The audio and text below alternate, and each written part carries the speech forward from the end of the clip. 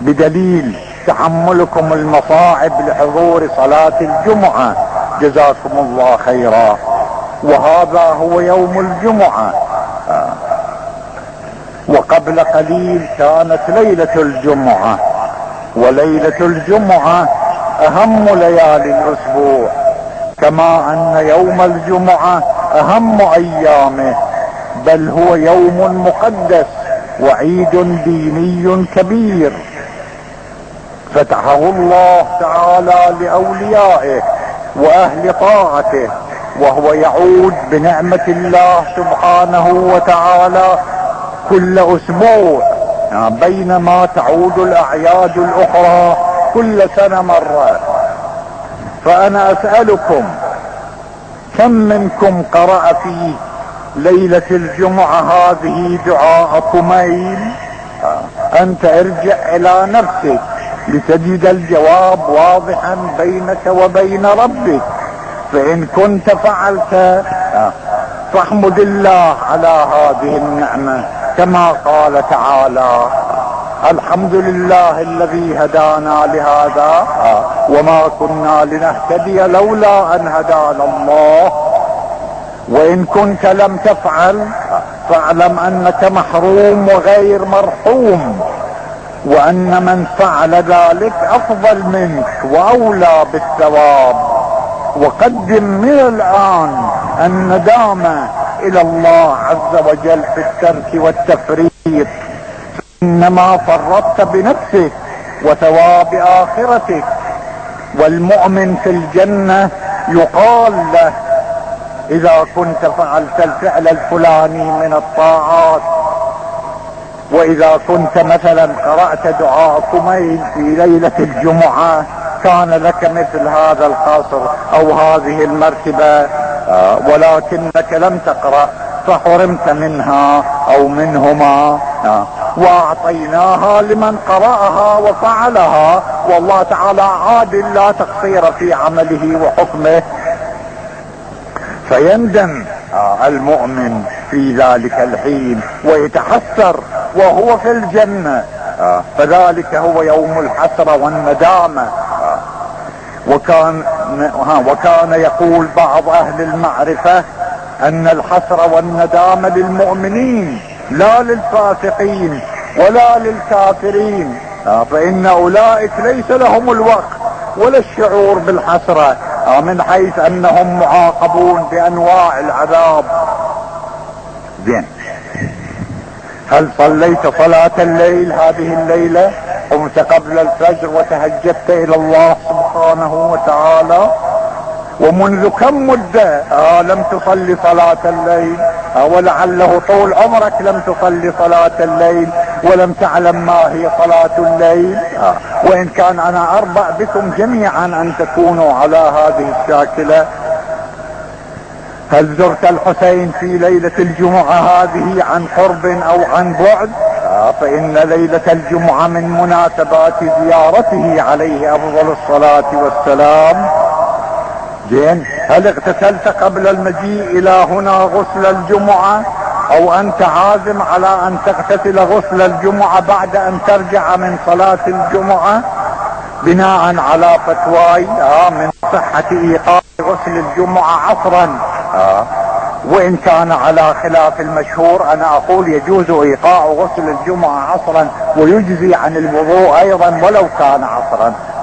فالمهم ان الفرد المؤمن يحاسب نفسه على الواجبات والمستحبات وعلى المحرمات والمكروهات، فان وجد طاعة حمد الله عليها، وان وجد عصيانا استغفر الله منه، وان وجد تقصيرا شحذ الهمة لتلافيه وعدم تكراره في المستقبل.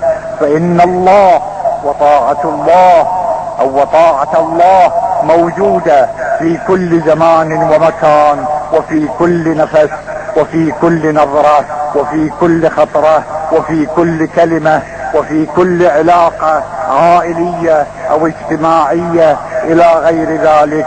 وما من واقعة صغيرة ولا كبيرة الا ولها حكم، وحلال محمد حلال الى يوم القيامة، وحرام محمد حرام الى يوم القيامة صلى الله عليه وآله.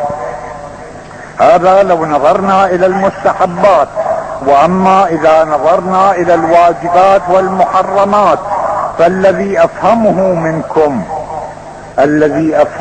منكم انه ليس احد منكم لا يصلي او لا يصوم او لا يخمس او لا يزكي او لا يقلد، والا لما حضرتم الى صلاة الجمعة جزاكم الله خيرا، وشعرتم باهمية نصرة المذهب والدين جزاكم الله خير جزاء المحسنين.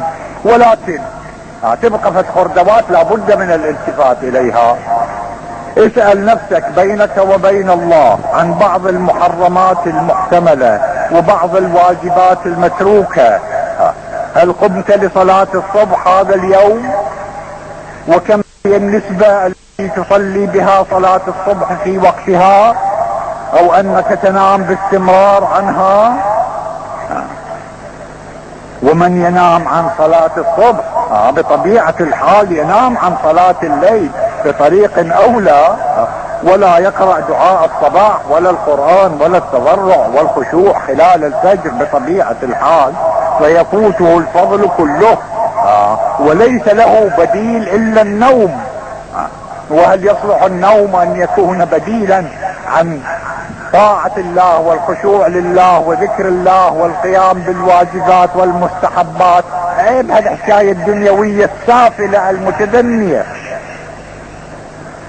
فيكون النوم سيفا من سيوف الشيطان يضرب به الشيطان المؤمنين ويذهب عليهم آخرتهم وفضيلة أعمالهم. اسأل نفسك كم كذبة تكذب في اليوم، او ان ديدنك وعادتك على الكذب والعياذ بالله، او ان عادتك والتزامك على الصدق والحمد لله. وما هي النسبة بين صدقك وكذبك في حياتك؟ فان وجدت الطاعة والصدق فاحمد الله على حسن هدايته لدينه والتوفيق لما دعا اليه من سبيله، وان وجدت المعصية والذنب والعيوب فبادر الى التوبة، فانها ان التوبة غير قابلة للتأجيل بل واجبة فورا دائما، لان تأجيلها يعني احتمال ان لا تحصل ابدا، اما بحصول الموت فلربما الانسان يموت في اي نفس وفي اي يوم وفي اي ليلة وهو ممكن دائما، واما بحصول الغفلة، او ان يكون الفرد من التدني وقسوة القلب بحيث لا يكون مستحقا للتوفيق للتوبة.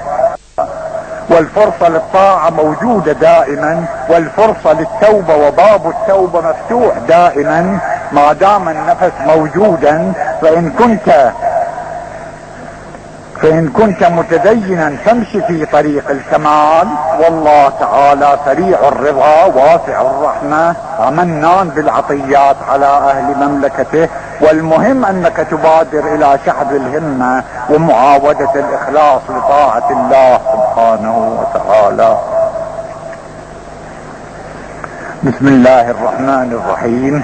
والضحى والليل اذا سجى ما ودعك ربك وما قلى وللآخرة خير لك من الأولى ولسوف يعطيك ربك فترضى ألم يجدك يتيما فآوى ووجدك ضالا فهدى ووجدك عائلا فأغنى فأما اليتيم فلا تقهر وأما السائل فلا تنهر وأما بنعمة ربك فحدث.